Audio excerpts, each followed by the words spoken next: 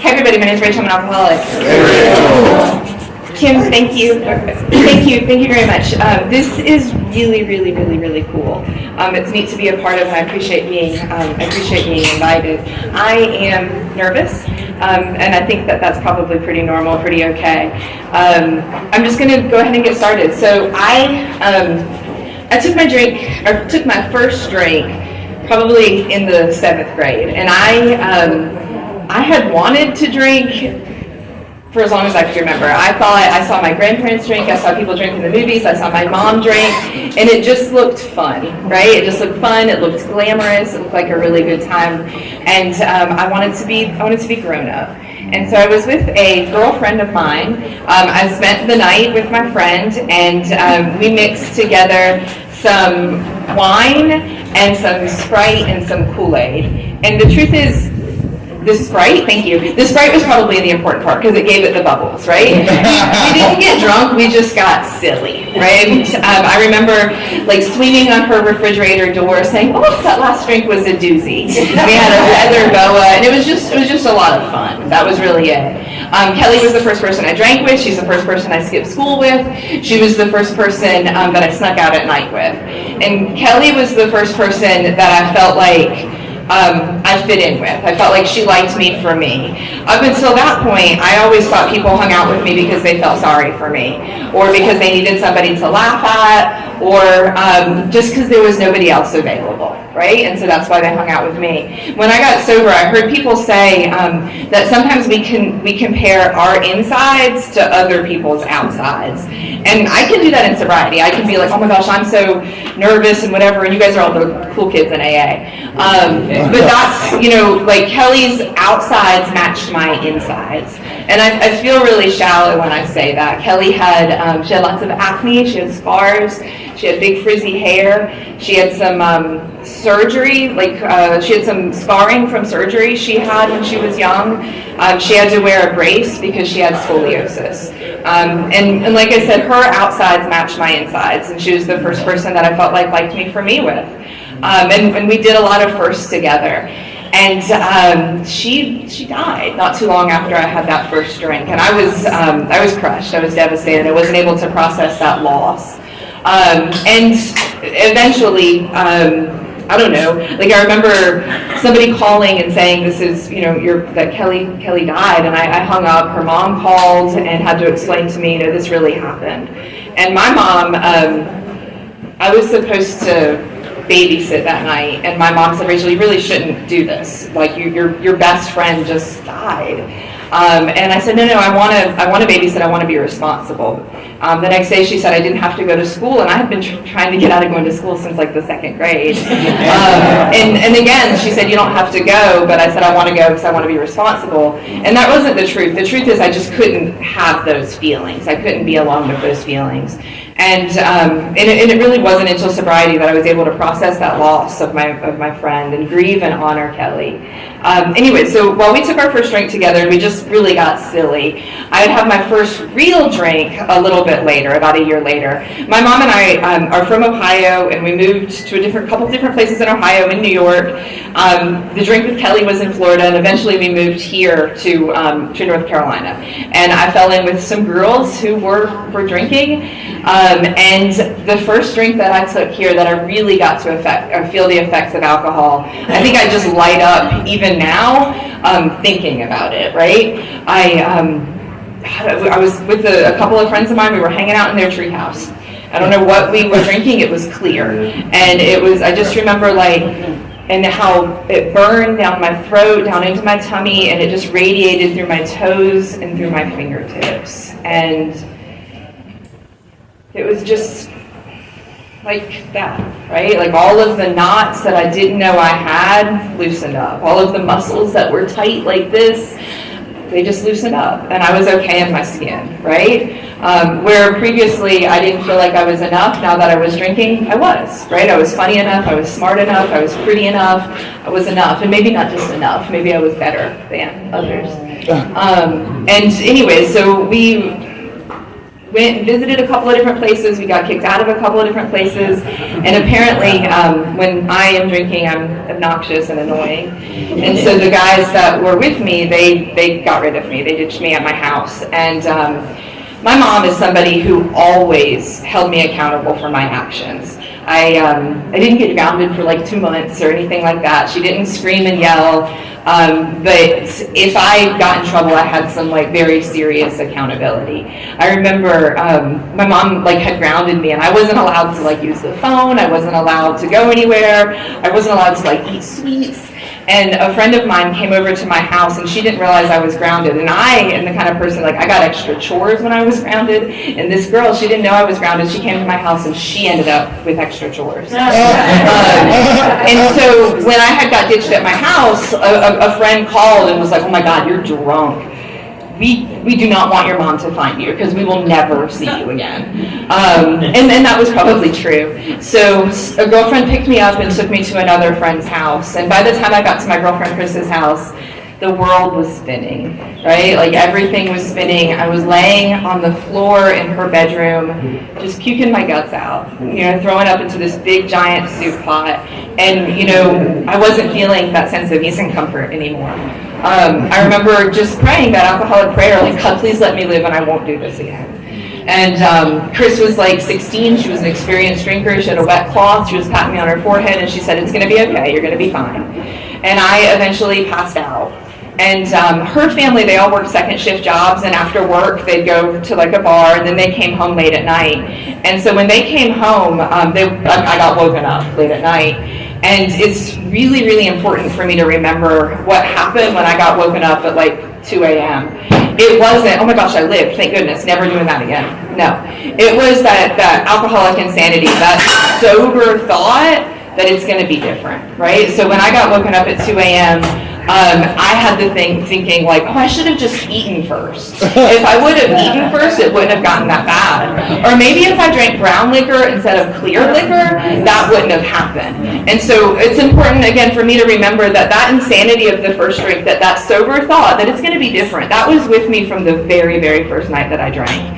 And I drank as often as I could. I drank as much as I could. I was a teenager, so I couldn't get my hands on alcohol all the time, but I absolutely drank for the effects of alcohol. For me, alcohol became my solution. It became more important than anything else really in my life. It was the thing that made me feel okay. And in honesty, when I wasn't drinking, I was thinking about dying. Sometimes when I was drinking, I was also thinking about dying. But if you would have asked me, I would have said that, the reason that things are so hard in my life, the reason that I can't, do well is my mom. And I would call her the robot. I would call her the warden. I thought we were so different. I was like this big ball of emotions, and she was mean, and she was angry. Now I realize that she was just tired. Now that I have a child, I realize that she is just tired. But we just couldn't get along. And it's like I didn't mean to, but I would just pick fights with her. And anyways, so I found an opportunity to get away from my mom. The same time that I started drinking, I also fell in love. I met a boy, and it's really embarrassing, and it was very much like stars and hearts and unicorns and Rachel and Kate together forever. The first time that he and I met, it should have been a warning sign. We were downtown, and he was skateboarding, and I was watching him, and eventually that got kind of boring, and so I wandered into a bookstore, and then I caught up with him maybe a half hour or so later, and he grabbed me, and he shook me, and he said, "Where were you? Don't you know I was worried about you? Something could have happened to you." And again, that should have been a real warning sign, but for me it was like, oh, he really cares about me, he loves me. And in that relationship, he wasn't just worried about me going to bookstores. He was worried about me going to parties. He was worried about me going to my friend's house. He was worried about what was going on in school. Who was calling on their phone? And that relationship got really abusive in a lot of different ways really, really quickly. But like I said, this is the person who I thought loved me, and so that and my drinking, that those were the two things that were solutions. And if you questioned either one of those, you had to go. And it was my mom that I thought was the problem. And so, like I said, I found a way to get away from my mom, and I was going to be able to drink like I wanted to and be with that boyfriend. My mom had rented a van. We were going to go and visit some relatives in upstate New York to like go and get some of their furniture. They were retiring and needed to downsize. And so she's like, Rachel, I've got some errands to do, but I want you to load up your stuff in this van. And I said, well, okay. And she went and did some errands, and I told the boyfriend, we've got the keys to this van. We were going to go to California. We didn't make it to California. We made it to like somewhere in West Texas. And it was pretty scary. It was pretty scary. We were gone for about 2.5 weeks. We ended up getting caught and getting arrested, thank goodness. I was so angry at him, so I had told him to steal license plates to put on the van, and he did steal somebody else's license plate. He just never got around to putting it on the van. And so we were arrested, and I was taken to a juvenile detention facility. He wasn't wanted in Texas, and somehow he was like set free. And my mom had to fly out to Texas to get me. And she said, Rachel, we're going to drive this van back to Salisbury, North Carolina. You're going to be arrested and you're going to sit in jail. And I knew that that's exactly what was going to happen, because my mom never, she never made threats that she wasn't going to keep. And that boyfriend, like I said, he wasn't wanted in Texas, and so he wasn't arrested. He came with us because he loved me.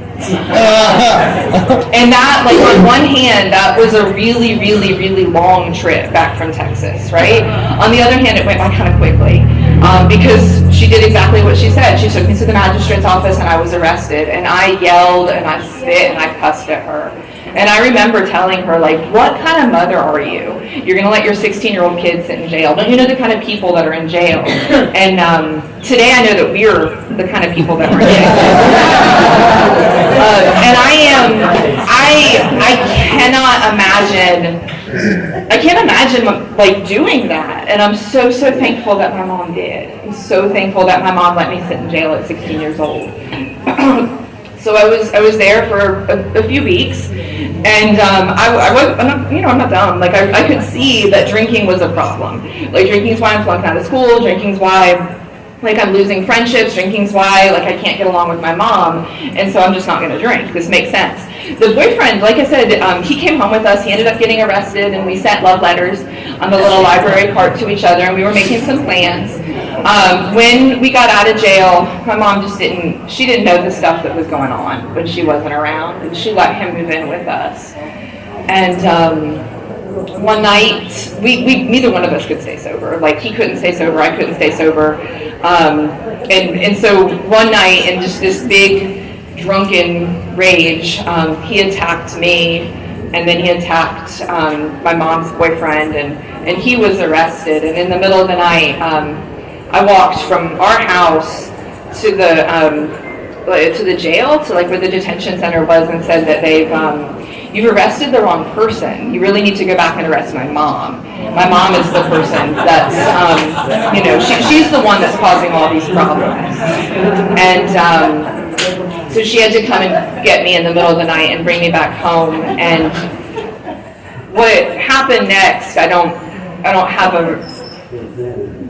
a memory of. I just remember looking at my mom on the front porch and thinking, why is she looking at me like she's so afraid? And I proceeded to get arrested again. And this time I sat in jail for about 2 months. And I had tried to wrap a telephone cord around my mom's neck. And like I said, I don't have a memory of that. And I'm really thankful that my mom, she didn't say, like, what's wrong with you? Why are you doing this to me? She knew that I was an alcoholic. She knew that I had an illness. And, like, I couldn't go to jail and tell people what I had done. So I had a lot of shame and a lot of lies that were made up of that. And so she let me sit there until my court date. And, like I said, it was about 2 months. And after court, she worked really hard to get me into a treatment facility. And I loved treatment. Like, it's better than jail. But it's also, like, I don't know, like, I'm kind of nerdy. Like, in real life, I'm a teacher. And I like to take notes. And we learned about this, like, roller coaster thing and then this, like, spiral thing. And I learned in treatment, like, that I maybe have an obsession with, like, this sounds silly, like, but with like gold stars. Like, I want to do it right. Do you know what I mean? I need to do it right. And I think that came out in treatment.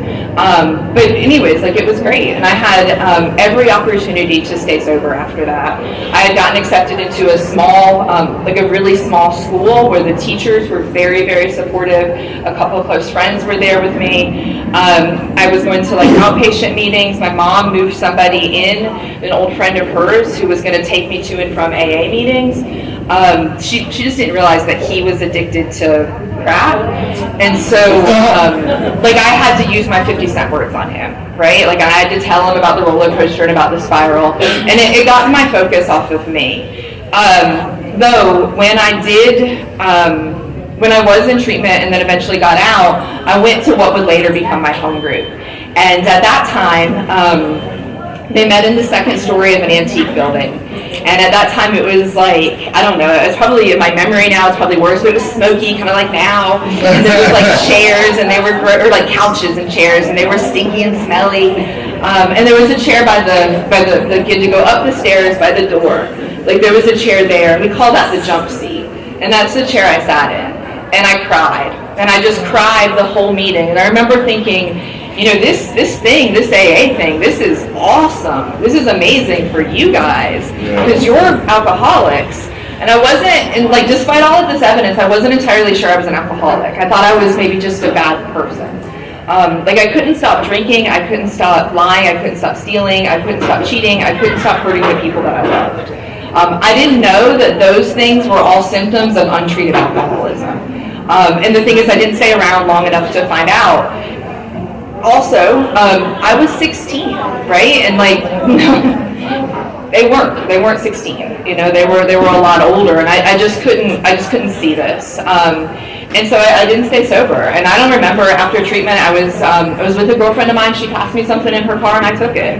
And there was no thought, like, you just got out of jail, you just got out of treatment. There was none of that. You know, the big book talks about those strange mental blank spots. That I could identify with that. It wasn't until after, oh my God, what did you do? This is so stupid, right? Well, I might as well go ahead and get drunk. And anyways, so my drinking after treatment was different than my drinking before, because once you know, you can't not know. And I tried so hard to control and enjoy my drinking. Like, I'm gripping my hand so tight. I had so many like rules made up about my drinking, and so many different things that I wasn't going to do that I was going to do. And when I eventually came into AA, people told me that like non-alcoholics don't have to have rules about their drinking. But I did. Like, I really tried to control it. And the thing is, like, some days I could control it, right? Like, some days I could drink just a little bit and really just like, I wasn't happy, and the people around me weren't very happy either. But some days I could. Some days when I drank, I couldn't, there was no way I was going to control it, right? And the thing is, like, I couldn't predict what was going to happen tonight. I could set out to try to do some controlled drinking, but then end up like getting completely wasted and out of control. I couldn't predict what was going to happen. And, you know, pretty quickly, again, like, I started getting into trouble with different people. And I remember the last night that I drank, it wasn't really anything different. It wasn't really anything special. I put alcohol into my body, and it didn't work. I didn't feel a sense of ease and comfort. I didn't feel, that's it. Like, it just didn't work, and I didn't know what to do. My solution was not working. And I yelled, I screamed, I cried. I knocked over bookshelves. And the boyfriend I had, I didn't know, you know, I didn't have the words to say I'm an alcoholic. My solution's not working. And he was my boyfriend, at least in part because his drinking was worse than mine.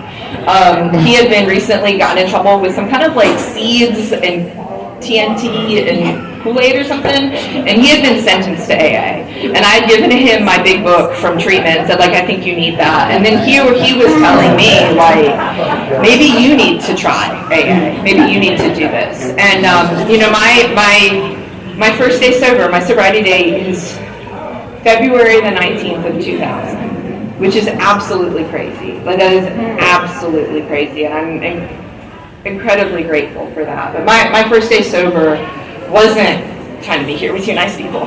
My first day sober was like trying to get that boyfriend back. I was desperate to get that boyfriend back, and he said, you're going to come to AA meetings with me.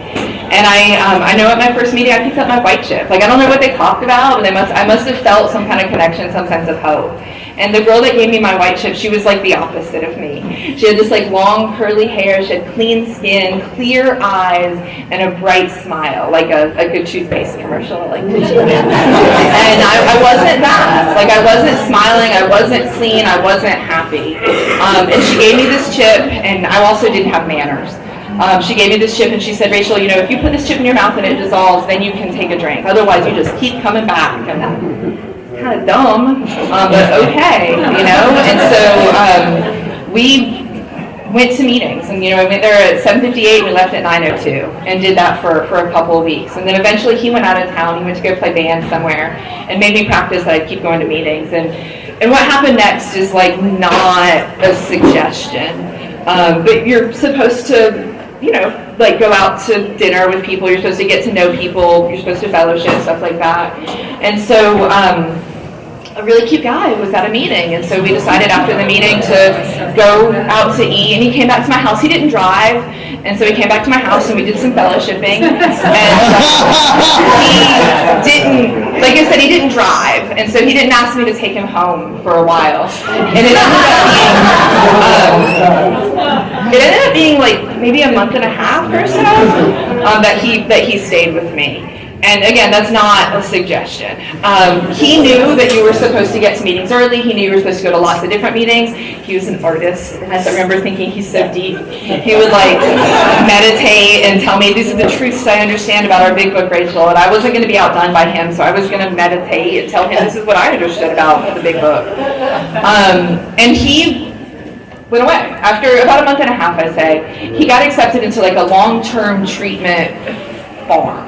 He was going to go live on a farm, a treatment farm. And I remember, when his mom took him away, I didn't know what I was going to do. I was pretty scared. Was this going to be, is it going to, never, ever, ever leave our house again? And maybe I would stay sober? Was I going to, beg that ex-boyfriend to take me back? And I probably wouldn't stay sober.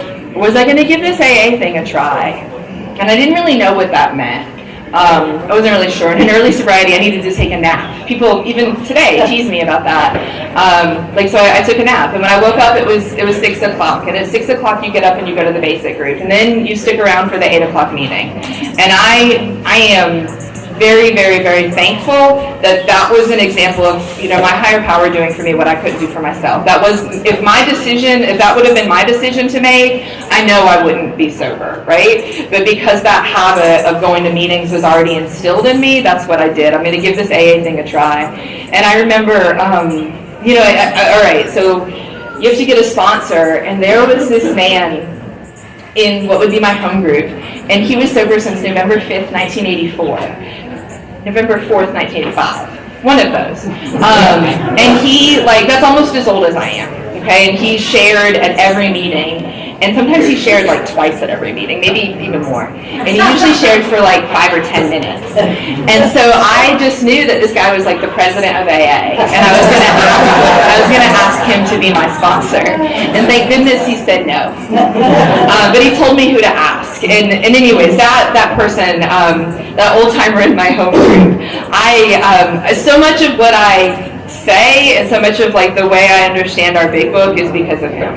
He would say I'm going to read this in the book because I think it's important, and he would share about his experience, and he would share about the solution that's in the big book. And anyways, I'm very glad he said no to being my sponsor, but again, he's woven into the fabric of who I am. And he told me to ask this woman named Valerie, and I didn't want to ask Valerie. I thought we were really different.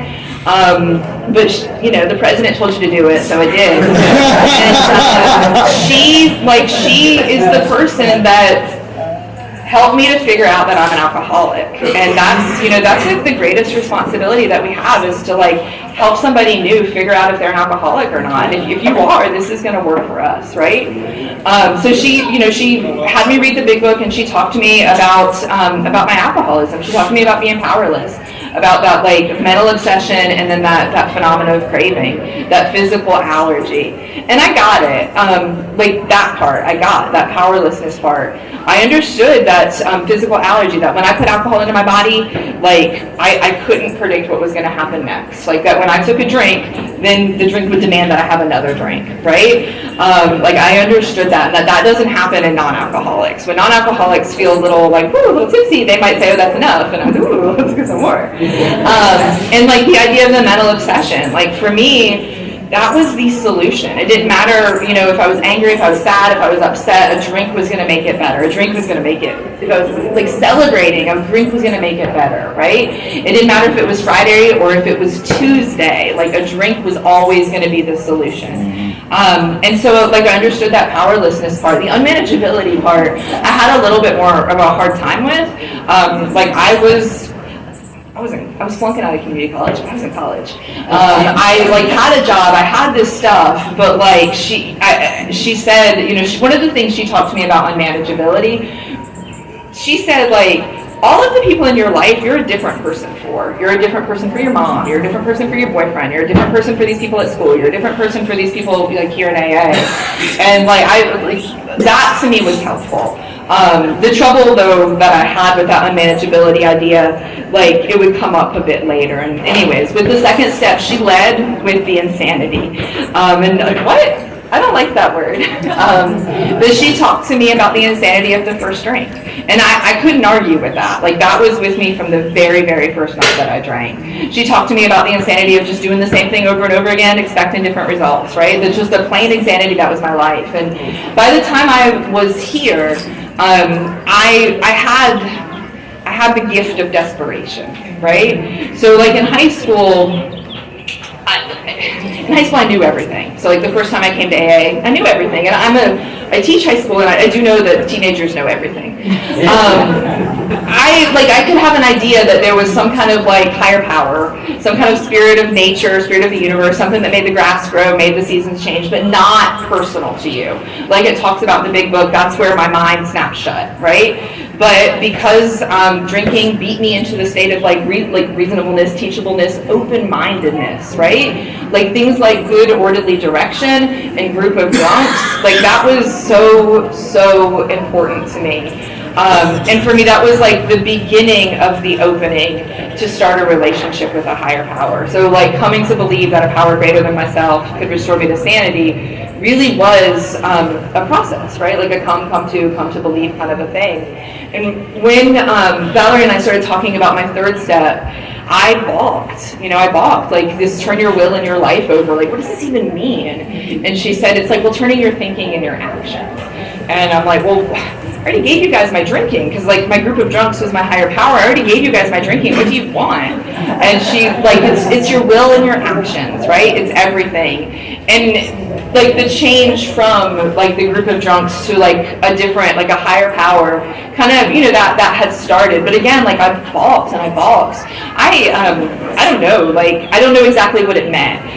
Later on in the sixth step, it talks about that we're afraid we might become the hole in the donut, right? If we turn our will and our life over, if we let go of these character defects, like what will become of me? I'll be a non-entity. And that's really not it. That's not really it. When I can really turn my will and my life over, I can become the person my higher power wanted me to be.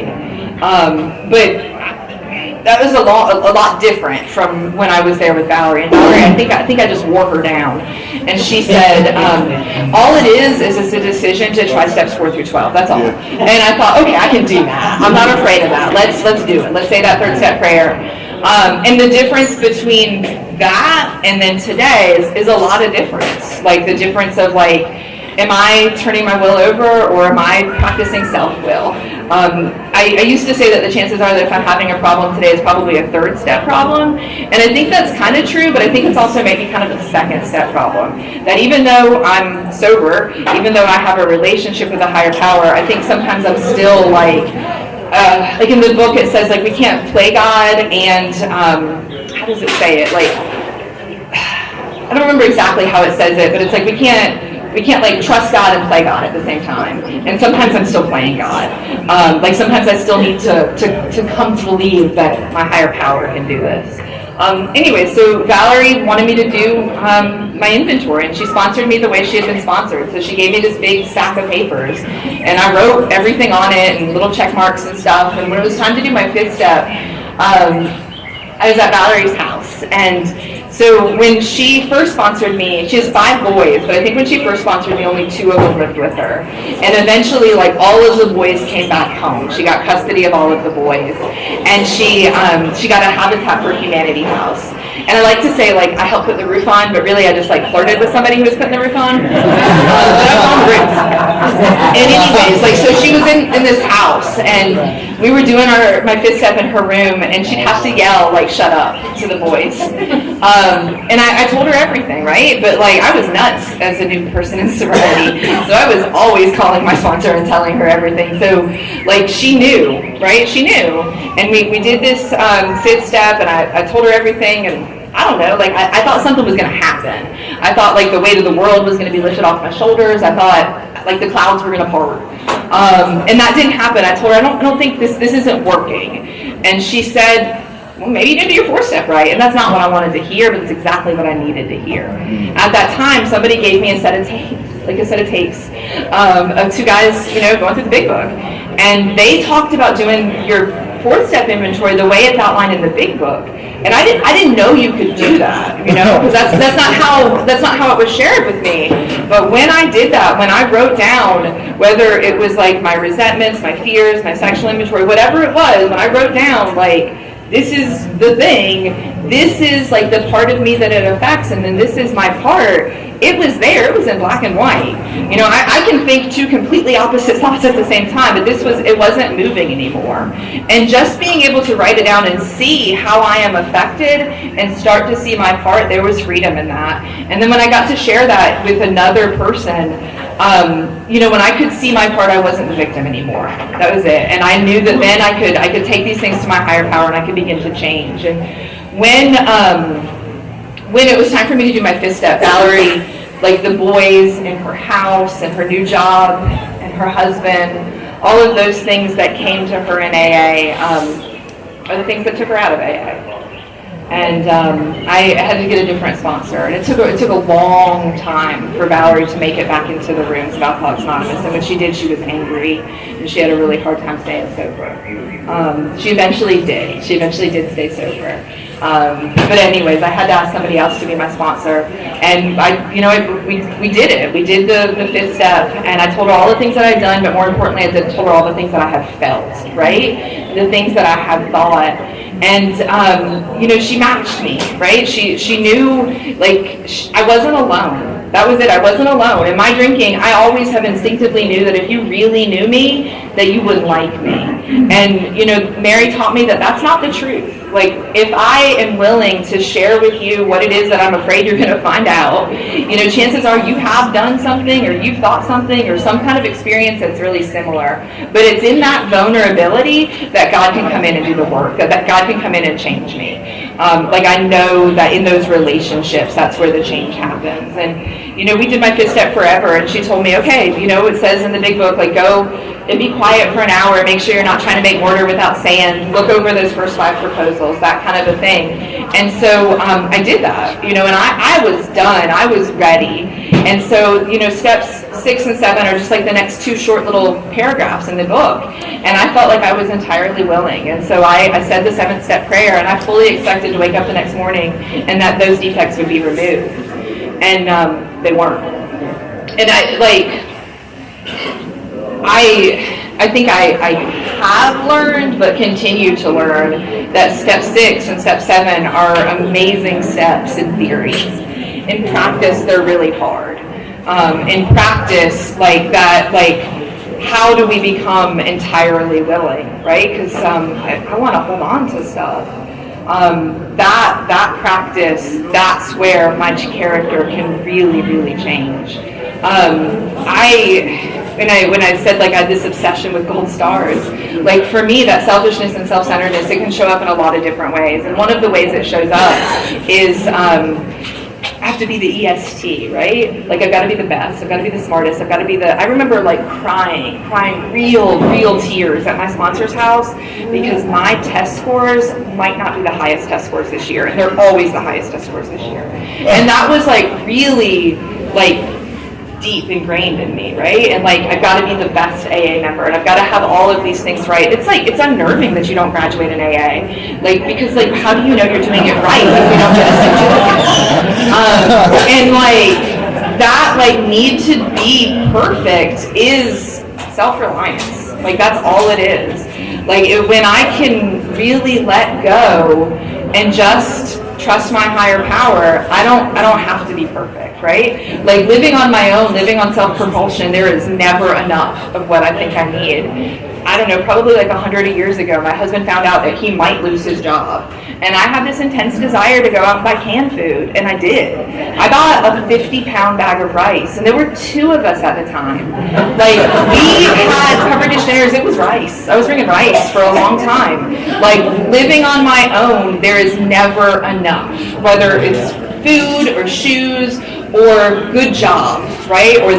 Or test scores. Like living on my own, there's never enough.